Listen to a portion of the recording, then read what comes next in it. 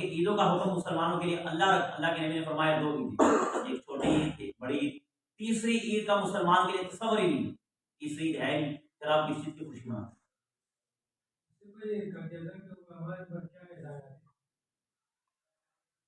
محترم سامعین کرام، بھائی کا سوال یہ ہے کہ قائد ملت اسلامیہ محمد علی جناح، مجھے قائدم سے کوٹ بات ہمارا جو اس کا نام قائد اعظم رکھا نا، اسے وہ بات یاد آ گئی، اس کے ہمارے پر کیا احسانات ہیں؟ دیکھیں، قائد اعظم محمد علی جناح رحمۃ اللہ تعالی علیہ، ان کے احسانات یہ ہے کہ انہوں نے ملک پاکستان کے لیے دن رات ایک کر کے ایک وہ کوشش کی ہے جو ہمارے لیے ایک ملک آزاد کیا، کیونکہ ہمارا جو ملک تھا نا، یہ بر صغیر پاک و ہند ایک تھا، یہ ہمارا سارا کا سارا ملک جو نا، انڈیا، پاکستان، بنگلہ دیش، یہ سارا ایک تھا،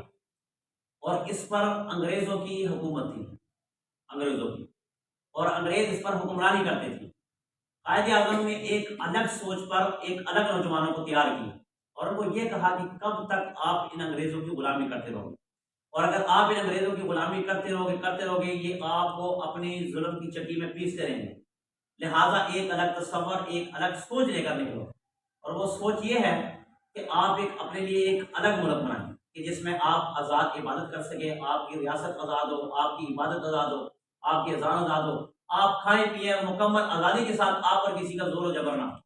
حتیٰ کہ قائد اعظم محمد علی جناح رحمۃ اللہ تعالی علیہ رات کی تاریکیوں میں پڑھ کر آپ کے بارے میں لکھا کہ آپ دبلے پتلے ہو چکے، کمزور ہو چکے،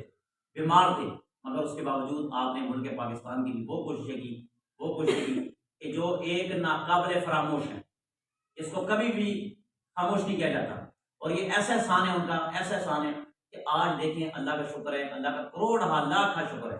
کہ ہم اپنی عبادت پر کام کرتے ہیں، کھاتے پیتے بڑھیا میں، ورنہ آج اگر یہ ہمارا ملک آزاد نہ ہوتا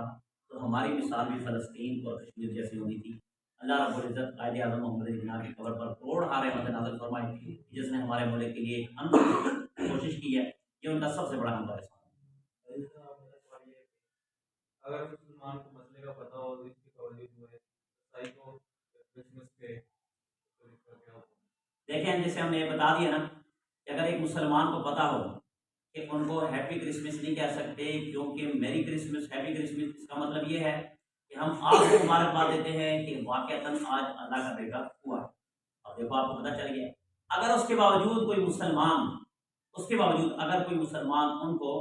میری کرسمس کہہ دے، ٹھیک ہے، یا ان کو کرسمس ڈے کہہ دے، ہم آپ کو مبارکباد دیتے ہیں، کس کے باوجود؟ تو وہ دائرہ اسلام سے خارج ہوگا، وہ کافر ہوگا۔ محترم ہے، میرا سوال